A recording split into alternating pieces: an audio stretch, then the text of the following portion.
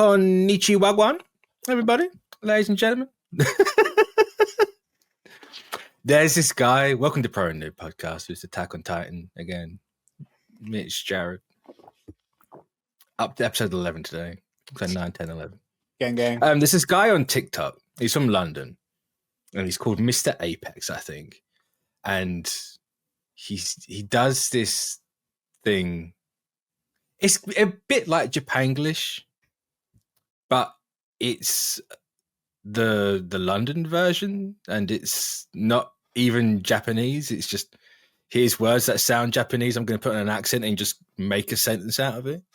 Ooh, the Japanese are all over it at the minute. They somehow found his videos. They love it. They can't get enough. If they like him, then okay. This is like there's this one creator. He's from the UK. I can't remember his last name. It's Jamal something. He's always wearing this really nice Adidas quarter zip. Yeah. Do you think you know who I'm talking about? I think I do, yeah. He did this video about like that was about the distinction between cultural appropriation, cultural appreciation.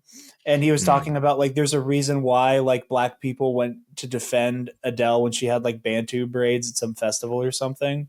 And I'm like, I'm getting those vibes. I'm getting those vibes here where it's like, no, they're greenlit. They can do it. But I think it's you keep talking. I need to look up his name because now I'm annoyed that I can't think of his last name. I think he's very smart. I think he's very smart. I don't agree with all his takes, but like this guy will just come out with like, what is it? He's like Watashi no Femboy. It's just like, what the hell? Watashi no Femboy. Jamal Berkman.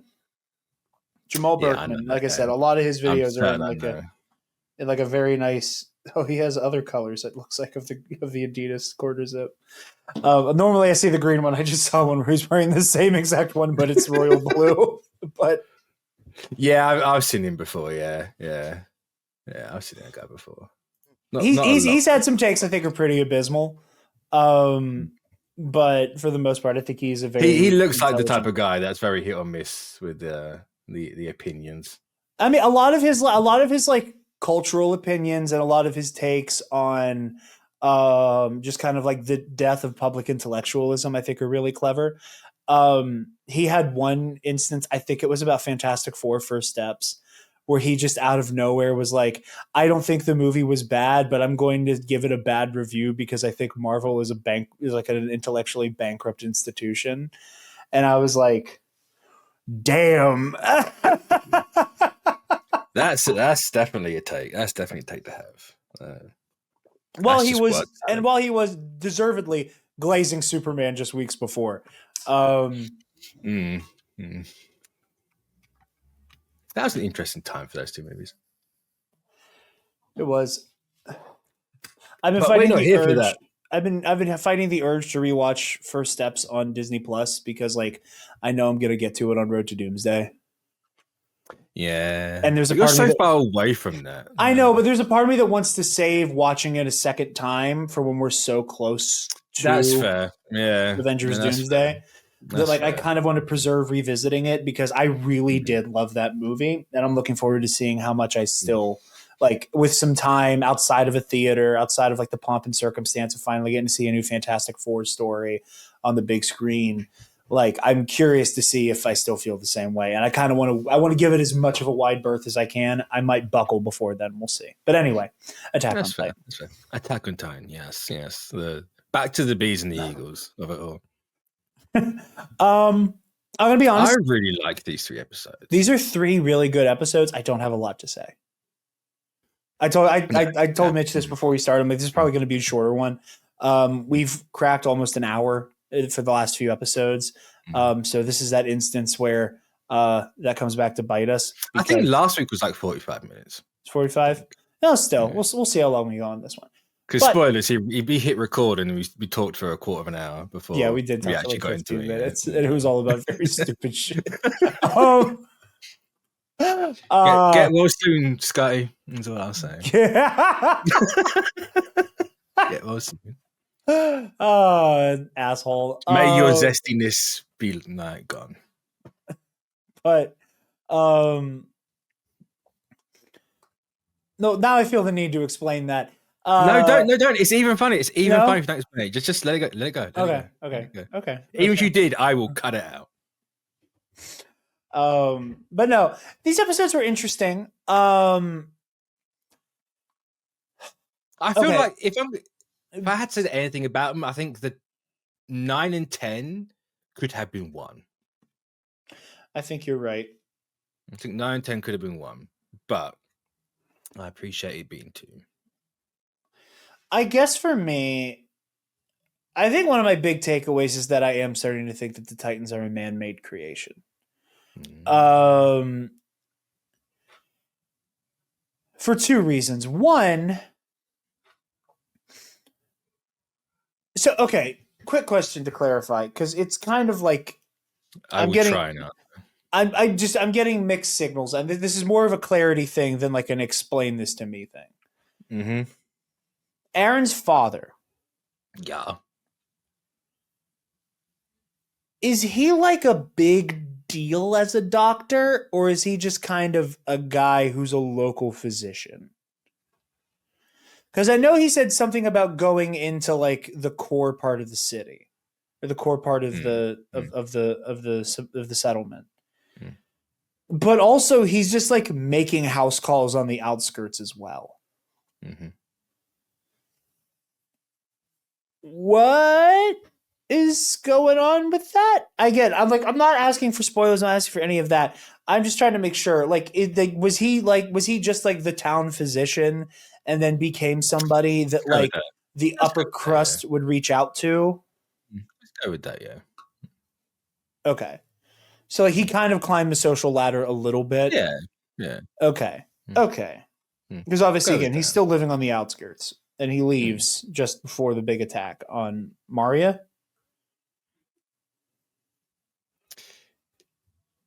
I can never remember which ones. I always want to say Murray is the inner wall.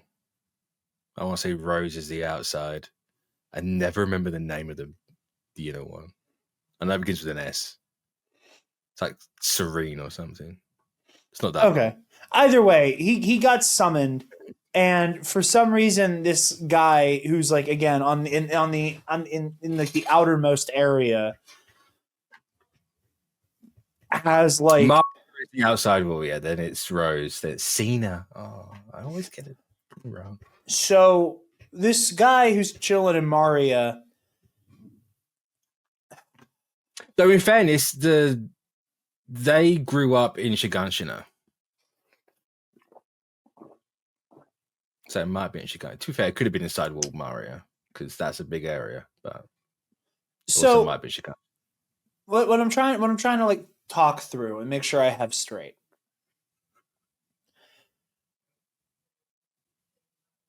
He leaves Shiganshina on like a special order from Cena. I don't think we actually know. Because he says something about being summoned to an inner more part of the like compound. Then yeah, it will be to Cena, yeah. So he gets summoned. Titans attack Shiganshina. We see him rushing back. There's a weird interstitial moment that seems like he like seemingly attacks Aaron in the woods. And then next time we see Aaron, he is still without his father, but with Mikasa and Armin. Yep. So, and he says that the key to the cellar has answers. His Chamber of Secrets, not to make a Harry Potter reference, but yeah. So Aaron's father, again, a presumably run-of-the-mill physician in Shiganshima, had... You put an M where there should have been an N. It was just so close. Shiganshina.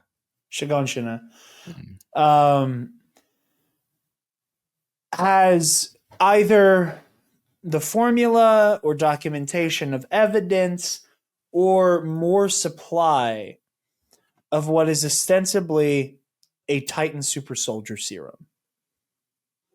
Is it?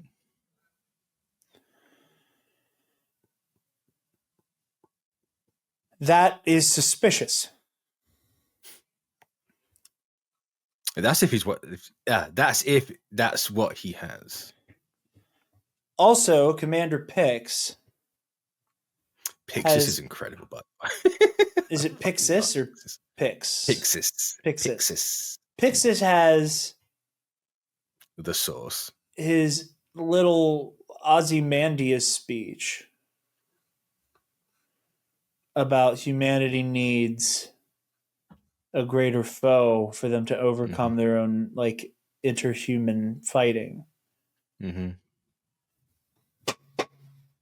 And also, people generally need a dub. No, I think the Titans are man-made. This is an Ozymandias situation that got out of control. Yeah. I think the squids are falling from the sky. Gonna be saying people be like, "There's no squids in Watchmen." No. Maybe they're man-made. Because, like, okay. Oh. 11 episodes in. I'm trying to think. I'm trying to acquire evidence here because like something doesn't feel right. Something doesn't feel right. We've moved past the propaganda. No. There's two elements here. There is the story on a surface level, and then there is metaphorical meaning. And I'm more invested in the story as a literal text. Bum,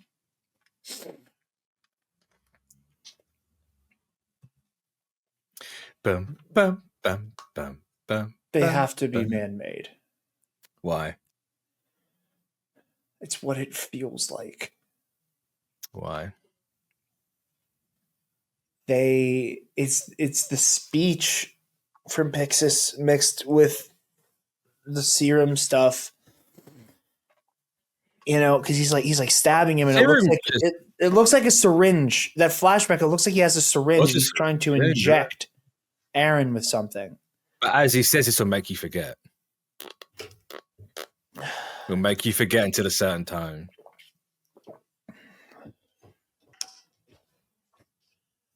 Okay. You just have to remember Mikasa and Armin. Protect them. Okay. Save them. Okay.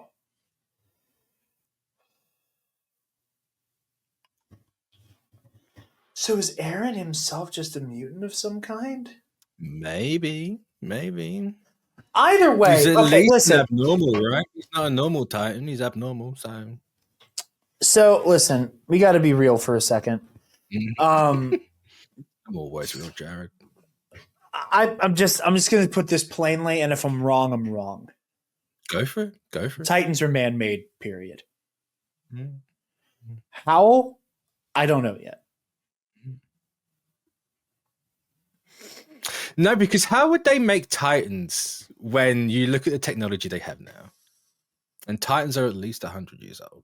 Because they just showed up one day. There's something afoot, man. There's something afoot. Mankind did something.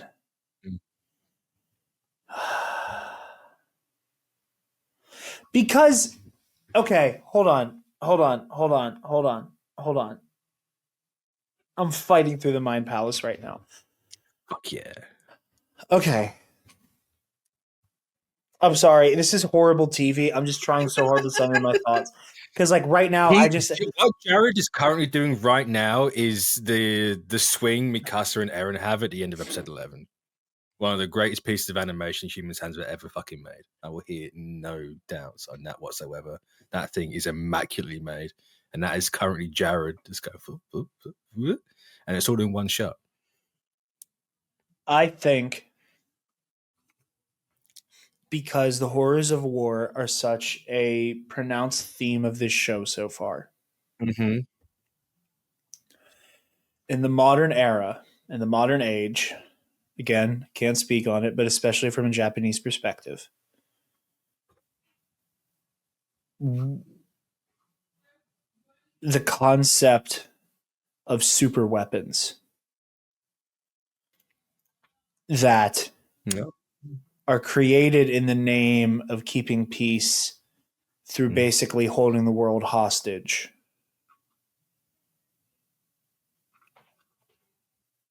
is like another core idea that ties in with the horrors of war.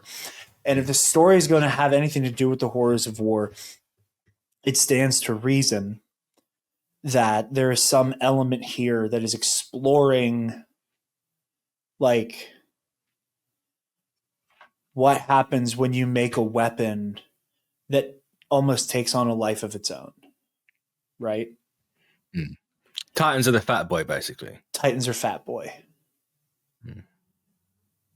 I can see it. So thematically, it would make sense if humanity created the Titans in an effort to assure peace. But now the Titans are what they are, and it's out of control. We know the government has been keeping secrets because Pixis also has we know we sent a bunch of people to die. That was the point. So like we purged most of you. There's an admission that like this is a story where the government is conspiratorial. He has his little Ozymandias speech. Aaron is capable of mutating in some way. There's a great secret that has an answer. The Titans were man-made. This is a century-long false flag. And there is no fucking baby. Oh, okay. But there must have been babies though. Also, I just got to say, I had a little bit of a Nom flashback watching this. When Aaron looked at Mikasa and said, "You're not my mother," I like out loud went, "You don't know that yet." I mean, that'd be crazy because she's the same age. So was Rei Ayanami. I mean, on a technical level, no. Physicality, sure. I guess. At least Ray 2 and 3 weren't the same age. Ray 1, I guess, was. I'm going to chase that high for the rest of my life. You're welcome. Yeah. Titans are man-made. False flag. Out of control. Mutations. He's out of control, all right. Yeah, that's what I got. That's what I got as like a preliminary bare bones theory right now. And I'm excited to see if I'm right or wrong. You should be. You got a long way to go yet, though. But yeah, outside of that, in terms of like the actual text and not me shattering my psyche trying to figure out what the fuck's going on. Because you asked for this. Just listen, I'm the type of person who likes to try to figure it out. You know, I think there are people who want to try to figure it out who are doing it in a very like annoying, like clickbaity video with red arrows way. Yeah. I like to do this for the love of the game. I have fun if I can figure it out. It makes me feel smart and clever when I can figure it out. Especially when it's like pure intuition. As was the case with Rei Ayanami. There is so much of that show that caught me by surprise, but kind of the most insane plot twist. I went, clone of mom, clone. There's a fair bit that gives that bit away, but I won't take that away from you. Yeah, I would say you looked at me like I was fucking crazy when I said it. I thought I was out of my mind. I think you had to be to snipe that one. No. Crazy enough, it just might work. But yeah. No, these 3 episodes were good. I don't have a lot to say about them. It's a lull before the storm hits, right? Like, sure. I mean, again, with that cliffhanger of like Aaron just throwing a fucking haymaker at Mika, so it's fucking hilarious. Not hilarious in a ha-ha way, but just in a like, it's such a jarring, like, you know what I found really funny? boom, and it wasn't intentional. Right at the end. This wasn't intentional in the slightest. But doing the first episode of this as 2 has made it so the next 3, every episode of Pro and Noob watching 3 episodes has ended on something big happening. They just go, bang, here's a thing, bang, here's a thing, bang, here's a thing. Yeah. It wasn't intentional. I would love to say it was, but it wasn't intentional. But no, so I will say, and this isn't a critique or even a preemptive critique, it's just me processing something. I really hope they maintain a forward momentum with Armin's internal monologue. Because I'm enjoying it so far. I really like Armin's character. I really like how he's written. I really like the characterization. On the fly, I need to save up, like, somehow convince them. Yeah. Moment. Like, it's like, I haven't got to prove anything. Right. Like, I hope, like, there's like, I feel like we're moving past certain traits of his in like a natural way that will make each version of this, of his like kind of aha moments more, like more engaging every time. I hope they keep this momentum because I can see a world where this framing for Armin and like the Sherlocky internal monologue, strategic savant thing could become repetitive and kind of like exhausting. I'm not saying it is currently. I'm just saying I hope it stays as kind of as robust as it is. Because to make a brief Star Wars comparison, you know, the Legends like OG Thrawn trilogy. Yeah. It can be a little rough sometimes, you know, like Thrawn is a cool and fun character. I like him a lot. Heir to the Empire, Dark Force Rising, and The Last Command all have like giant chunks of that book where Thrawn is just doing magical thinking. Classic, yeah. You know, and it has so little to, again, like everybody looks to talk about the whole, like, you know, to know your enemy, you must understand their culture, like that whole thing. And it's a really cool idea. And I do like it a lot. I think it's a great characterization for Thrawn. But sometimes he'll be like, look at the brushstrokes of this painting. This means they will try to attack us from the side instead of head on to the rear. And then Gilead Pelion will be like, "Oh, Grand Admiral Thrawn, how did you come to such a conclusion?" They used fuchsia in the left corner, and like that's what it feels like a lot of the time. And I don't want Armin to fall into like Grand Admiral Thrawn magical thinking. I wouldn't worry about that. And like, you know, it's like there's that, you know, where like writing a strategic genius is difficult. Because you run the risk of just making the person that the strategic genius is facing fucking idiots. And it also needs to exist in like a plane of reality where the strategic genius is just really intuitive and not just psychic. Yeah. You know, and that's difficult. And I've enjoyed Armin so far having very clever, very intuitive, but like surface level, simple and kind of rudimentary ideas.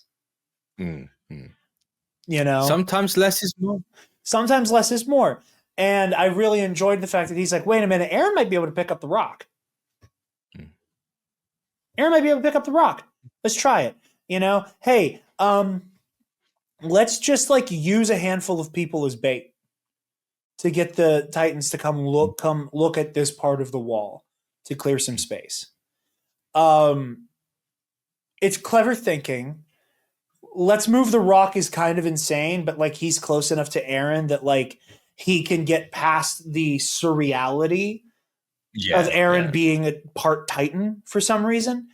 So since he can get past that, he's able to come up with a very simple solution that everybody else is too distracted by. It's because he sees the flowers. You see, exactly. You know, like it's just so much of it. That's another fucking thing, man. Why did those flowers grow back so quickly? There's something going on. There's something man-made. Maybe this is supposed to be some type of healing serum. I don't know. But heal what? They weren't there before. They weren't. No. Fascinating. I'm gonna have to think on this element longer, but has to ponder the orb. I do. So now I'm gonna hit the throne, perhaps. But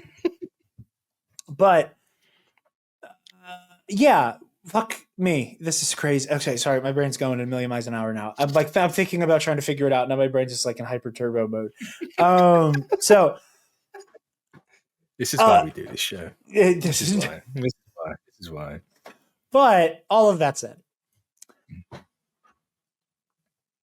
Armin can see past the insane nature of Aaron being Aaron being an Ava, Aaron being a Titan. He is though. They even redo the first Ava Unit 1 intro. It's shot for shot. You know, Unit 1 comes up, Aaron comes up, the mouth opens, the steam comes out. The first step is the exact same angle. The only difference is it's a head in the way. R.I.P. Santa Titan. But yeah. And he punches that poor little guy and hurts his hand. It's literally just Unit 1 in episode 1. Yeah. But so Aaron can see through it, and he gets it. The mail has been delivered. The one moment.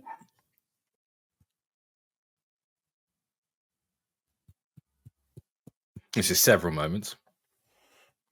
But no, so that one I like that a lot. I like him going, no, he'll move the boulder, he'll pick it up and he'll put it over there. That's really cool. The idea of using the like wall and the fact that it's too high for them to really scale at the moment to just lure them away with the most like low risk version of this plan. I like it. Kind of astounded that nobody at high command thought of this. But there also might be an explanation for that. You know, like granted, maybe they want to think of this. Well, that's what I was going to say. Like this is 5 weeks ago for people watching, and the episode kind of bricked. So go watch it if you're watching this. The episode we did about Star Wars Visions. You know, we were talking about that last episode, Black. You know, and how like the Imperial military, you know, apparatus is built around having basically an unlimited amount of soldiers to just throw at something. Mm-hmm. You know, everything in the Empire is mass produced. Nothing is made for quality. It's all quantity.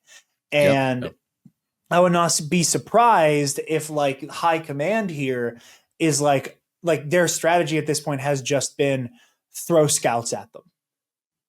Yeah, pretty much. Yeah. Eventually we will kill enough to cover our escape. A lot of ours will die, but it will kill a lot of them on the way out. Though speaking of the scouts, you do finally get a little bit of sizzle for Levi. How's that? Look, he's introduced in episode 9. The whole opening of that episode is Levi and his squad coming back.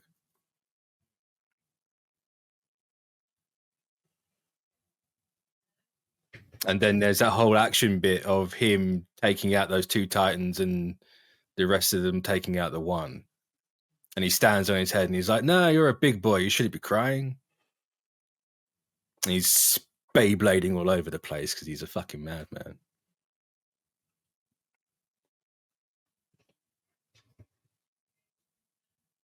It's literally the Episode start 9. of episode. Yeah, it's literally the start of it. Because it keeps jumping backwards and forwards, doesn't it? Like in time, in the timeline bit. See, this is the issue with watching all of these episodes at once, is that I'm like now completely forgetting shit. I'm certain this episode, like the first one of the 3, I'm certain of it. I'm pausing for a moment. I'm going back into the living room. Hey, everybody. It's so funny. Do you know what's really funny? What? What's really funny? This is a near enough identical repeat of Evangelion. Yeah. It was so funny. So funny. It's like poetry. It rhymes. That's how we know it's going to be a banger, because I accidentally skipped an episode. So for those of you at home, Hulu did the thing it does to my girlfriend and I when we're watching stuff together, where for whatever reason it will begin to play an episode, skip, and play another one. That's and wild. So I missed episode 9. Now here's why I didn't realize I missed it. Whenever they're standing like inside of the Titan carcass, I thought that was the body from the end of the previous episode. Oh. And I didn't know it was Eren at all. What? You didn't know that it was Eren? No, I knew it was Eren's corpse. I meant like whenever like he like goes down from exhaustion at the end of the last batch we watched. I thought like it was that corpse, not a whole new one. I thought it was the Titan we had already seen him as, and they had like moved it to a different location, and then they shot it or whatever. And I did not like, because the last episode ends with Eren in a dead Titan body. That threw me off. So that's why I kind of like took it for granted. That's crazy. The endings had enough in common that like I theoretically could have skipped this episode. Not that I would of my own volition. Okay. That might be one of the most disturbing things I've ever seen in my life. I did not need to be in the belly of a Titan. I didn't really enjoy that at all. Really evocative, horrifying imagery going back to the horrors of war of it all. The meat grinder, quite literally. At At least there was the flower. The flower's there. The flower's there. Which does mean there's some type of healing property at hand. You know that there's a healing property at hand because A, his arm and leg grew back, B, Titans regenerate. I know they regenerate. I'm just saying there's something about like the viscera of him hitting the ground is affecting it in a way that I don't think we've seen a dead Titan cause like the land to renew itself yet, outside of Eren Titan getting blown up. So yeah, that was crazy. Holy shit. Levi, great to watch. That was Levi's really cool. little Fallout Boy intro. Yeah, that was really good. Man has some flair. Can't believe that happened. Oh, I can. It makes it even better as well. I was just thinking about that bit with Evangelion yesterday. It's funny you said that because, again, the other thing that didn't make it click for me that I had missed something was because when you talked about the whole like him coming out of the Ava with the thing, like he does that at the end of the last batch as well. Like we get that shot of him like. It's not exact though. It's not exact. No, this one's lingers more here of more. It lingers here on it more. This one's a 1-for-1 shot of it. Yeah, especially in the fight as well. And that's the moment I was going, I don't remember seeing Eren fight aside from just like punching the building that Mikasa was standing on. Yeah, no, that's crazy. I feel really embarrassed and silly, and I apologize. It's fine. We'll just get you on Crunchyroll. I don't want to mooch off of you and your friend's Crunchyroll. I'm cool with the Hulu. I just gotta. Now I know to make sure it doesn't do that because it didn't do that with Bebop. And it's funny because I checked every time. I checked every time with Bebop that it was doing the right thing. because I knew this could happen. And the one time I don't double, triple check Labubu Deluxe, the episode title, I needed to do it before you could. Did you notice that I clocked it too late? And it's just like, is he going to say it? Do I say it? Is he going to say it? You like stuttered. Your hand trembled a little bit before you could reach for your for your hip. But yeah, no, that was really good. Again, feels like there's something at play here with some type of experimentation. Yeah. Now I think that's all I got. That was really good. Like it informs the other episodes. Like I like the imagery was funny, incredible. The action set piece with Levi was great. I really like he feels like a whirlwind, you know. Quite literally. Yeah. Our little Beyblade. Yeah. Spinning all over the place. Man can't even just jump off a roof without 360, and it's wild. It's crazy. But yeah. I'm certain the problem is now I'm certain you were about to say something, about to get into something before we had to pause. And I can't remember what it was. So I made the mistake of just playing Iris out for the last half an hour. Chainsaw Man song. It's fucking incredible. Well, either way, I'll be able to revisit this episode and figure out what my thoughts were for the next one. But either way, I think that's all I have now. My apologies to you and the folks at home for kind of derailing the episode. No, this batch of 3 was really good. The first episode in particular. Yeah.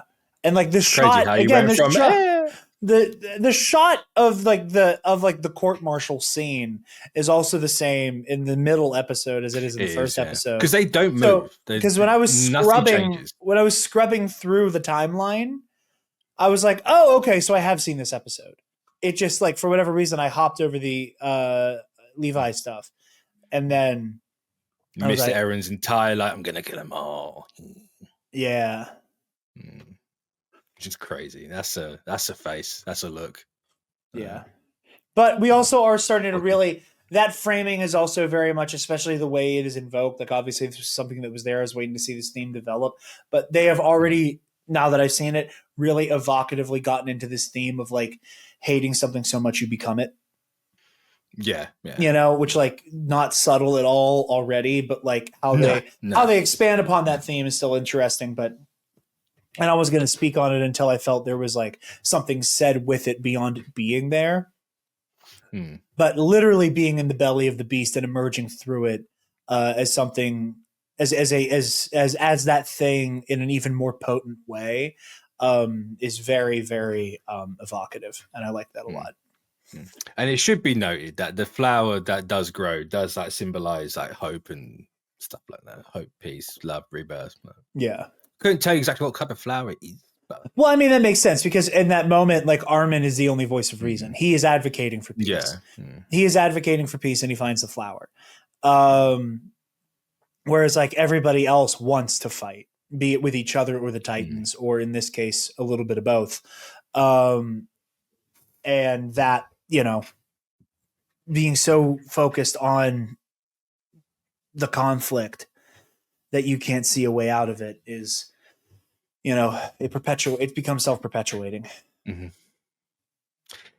Before we end it, yeah, I got a question for you. I have an answer for you. Oh, do you? What's your answer? I don't know. You gave me the question. You said you had an answer. Why do you think Star Trek II: The Wrath of Khan? I haven't seen that movie.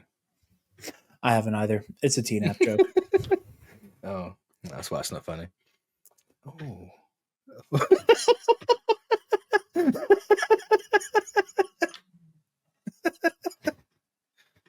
Listen, I wasted the last 40 minutes of your time, so I earned it. So I won't fight you, but damn.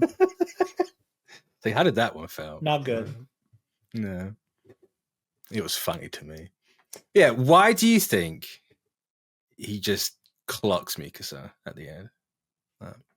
birth? I don't know. I think that we're meant to think he's going berserk, and that in a Murphy's Law kind of way, like, we're all hinging this on Aaron is in control enough he's in control enough, and he's normally bloodlusted enough that he's like, I want to fight the Titans, that he doesn't care or have anything to do with humanity, that it's all about his bloodlust for the Titans. And that since they hinged their plans completely on that idea, that Aaron is controllable in this form, that the worst thing that could possibly happen is that he turn on humanity. That said, I don't know that that's the case. Yeah. I mean, you should know. But I don't know. I'm not sure. I feel like it's supposed to be a bait and switch. I feel like we're going to see something in the next episode that is going to be, it was actually this, and this is supposed to leave us like, oh no, the plan's already gone tits up. Because it wouldn't be Attack on Titan otherwise. No. Nothing can be happy. God forbid. No. God forbid. But we'll leave Jared's embarrassment there. I apologize to everybody. Mitch in particular. So funny. So funny. So I got more Iris out time. That's all I care. That's all I care about. Just sitting here like... You're an incredibly patient person, and I appreciate you. But where? You guys can find me over on the Nerd Academy podcast. Namely, we have our MCU rewatch show, The Road to Doomsday. By the time you're seeing this, we will be talking about Thor: The Dark World. And while we are recording this later this day, we will be covering Age of Ultron. So by then, you may well be halfway through phase 3 if you're subscribed to the Nerd Academy podcast Patreon, where $5 patrons get early access to every episode of The Road to Doomsday, including our exclusive access to the audio commentary tracks Taylor and I are doing for every single movie. So check that out. Luminous Odyssey over on the All Remaining Systems YouTube channel, our new High Republic RPG series. That's been a lot of fun. People are really liking it. That makes me happy, and that makes me proud. So check that out. And Epic Confrontations, the Star Wars Trivia League we're all a part of. Again, since this is the 4th episode and only the first one's out for us right now, there's a very good chance that the title match is happening very soon. Because we're doing this so far in advance, there's no real way for me to plug because I don't know what the release window is going to end up being. So be sure to subscribe to the Star Wars in a Galaxy YouTube trivia for the big Epic Confrontations first singles title defense between Alden Diaz and my teammate Michael McCoy. When is that happening? December. We don't have a date yet. We don't have a date. Well, this should be we're 3 weeks ahead. So that's the 3rd of December. I'm not sure. All I know is this. But that's up to today. Whatever the Monday is on the 3rd. No. Well, all I know is this. The title match is happening in December, and it will be live. Ooh. So tune in. Tune in. Come watch the Wayseeker Alliance bring home a championship. They won't. He will. Oh, he? Just the one? I mean, he's playing, but we're a collective. Yeah, but you said he will, not we will. Well, yeah, because we're not. The team isn't playing. We're all standing behind Michael resolutely. The faction supports him. He'll be bringing it home, and we will all, be able to, bask in the happiness of victory. But how very awful one, Jarod. No. I am. We're a team. Shouldn't you be one for all, not all for one? Whichever version of that is more communist. Well, either way, the collective. I think it's kind of obvious. It's Mike. Listen, it is Michael's championship, and we all support him because we are a unified front. Something Alden has never had. Wow. So go check all that out. You can like, comment, subscribe right here. We'll catch you next week for, I believe, the next 3, which will put us halfway through season 1. Yes, and I'll watch all 3 sequentially. What's really funny about that is he gave me the episode titles as well. Is this the 3 that I'm supposed to watch? Yeah, yes. And then, well, because I felt like I didn't watch 3. I felt like I didn't actually watch all 3, but I had like the complete bar filled on all of them. I was like, I guess I did. I was like, Hulu be crazy. Hulu be crazy. You'd have thought Disney would have fixed that, but oh well. Yeah. So we'll catch you next week, so.